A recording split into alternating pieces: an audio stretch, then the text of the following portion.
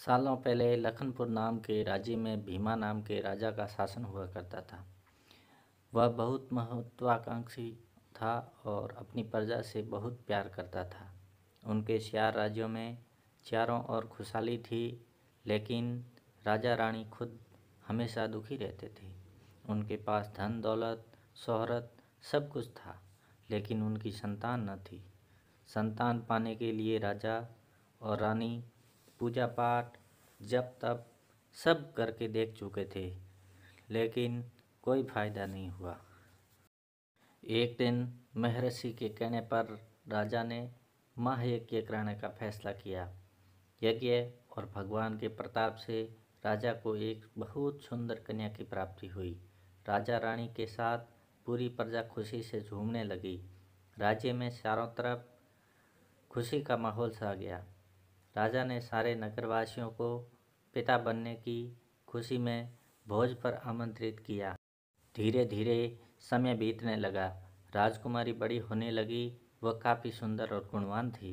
राजा रानी उसे देखकर ही खुश रहने लगे, लेकिन एक दिन उनकी खुशी को मानो जैसे नज़र लग गई। राजकुमारी बीमार पड़ गई। बड़े बड़े वैद्य नीम हकीम सब इलाज में जुटे, लेकिन कोई फ़ायदा नहीं हुआ। दिन प्रतिदिन राजकुमारी की हालत बिगड़ती जा रही थी। राजकुमारी के ऊपर कोई दवा असर नहीं कर रही थी। राजा को लगने लगा कि एक बार वे फिर निसंतान हो जाएंगे। एक दिन दूर देश से एक वैद्य राजा के महल पहुंचा।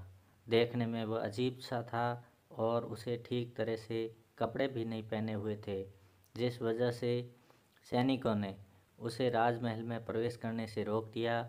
वैद्य ने राजा से एक बार मिलने की बहुत गुजारिश करते हुए कहा कि मैं राजकुमारी को ठीक कर सकता हूँ, लेकिन किसी ने उसकी बात पर यकीन नहीं किया।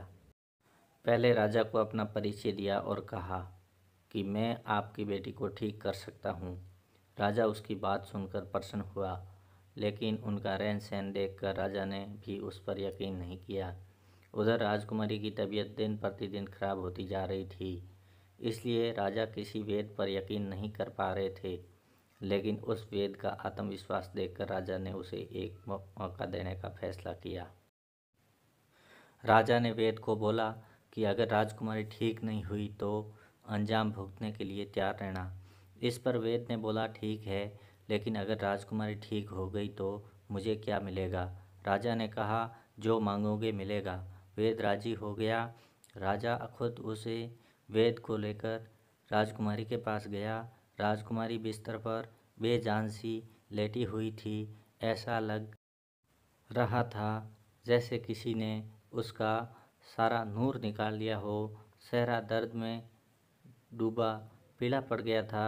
वेद राजकुमारी के करीब पहुंचा और नर्व टटोलने लगा। फिर उसने थैले से जड़ी बूटियों से तैयार दवा की पुड़िया निकाली और राजकुमारी के मुंह में डाल दी। वेद ने राजा और रानी से बोला कि आपकी बेटी जल्दी ठीक हो जाएगी। वेद की बात सुनकर राजा रानी के मन में बेटी के ठीक होने की एक उम्मीद की किरण जाग उठी। ऐसे ही इलाज करते हुए 2 महीने बीत गए। धीरे धीरे राजकुमारी की हालत में सुधार होने लगा। उसके चेहरे की चमक लौटने लगी। राजा रानी के चेहरे की खुशी भी झलकने लगी। एक दिन वेद ने राजा से कहा, महाराज, राजकुमारी अब ठीक हो गई है। ये 1 महीने की पुड़िया बनाकर दे रहा हूँ। इसे समय पर राजकुमारी को देते रहना। इसके बाद राजकुमारी पूरी तरह स्वस्थ हो जाएगी। यह बीमारी दोबारा उनके पास कभी नहीं भटकेगी। अगले दिन राजा ने वेद को अपने पास बुलाया और कहा कि वादे के मुताबिक मैं तुम्हें तुम्हारा इनाम देना चाहता हूँ। बताओ तुम्हें क्या चाहिए? वेद बोला, सोच लीजिए राजा जी, आप अपने वादे पर कायम रह पाएंगे? राजा ने बोला, तुमने मेरी बेटी को स्वस्थ किया है, बोलो क्या मांगते हो?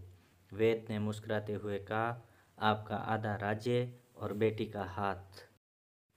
इतना सुनते ही राजा आग बबूला हो गया। उसने कड़कते हुए, तुम होश में तो हो? अगर तुमने मेरी बेटी के प्राणों की रक्षा न की होती तो तुम अब तक यमलोक पहुंच गए होते। उसने सैनिकों को आदेश दिया कि इसे राज्य के बाहर निकाल दिया जाए। वेद कुटिलता से मुस्कुराते हुए वहाँ से चला गया। इस घटना के कुछ दिन ही बीते थे कि एक दिन फिर राजकुमारी की हालत बिगड़ गई। उसका शरीर नीला पड़ गया। आनंद फानंद में राजवेद को बुलाया। राजवेद ने बताया कि राजकुमारी को जहर दिया गया है, इसका तोड़ किसी के पास नहीं है। कुछ देर बाद राजकुमारी ने दम तोड़ दिया। पूरे राज्य में मातम छा गया। राजा रानी शौक में डूब गए। छानबीन में पता चला कि वेद ने राजकुमारी को 1 महीने खाने के लिए जो पुड़िया दी थी, उनमें से एक पुड़िया में जहर था। वेद को पहले ही शक था कि राजा उसकी बात नहीं मानेगा, इसलिए उसने एक पुड़िया में जहर भरकर रखा था। उसने सोचा कि अगर राजा शादी के लिए मान जाता है तो वह जहर वाली पुड़िया हटा देगा, लेकिन अगर नहीं माना तो इसकी सज़ा राजकुमारी को भुगतनी होगी।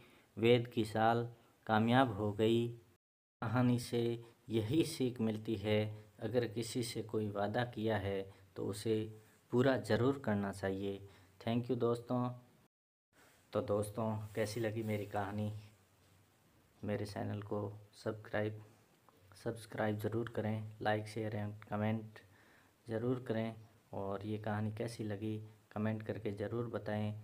मैं नेक्स्ट स्टोरी बहुत ही जल्द लेके आपके सामने हाजिर होऊंगा।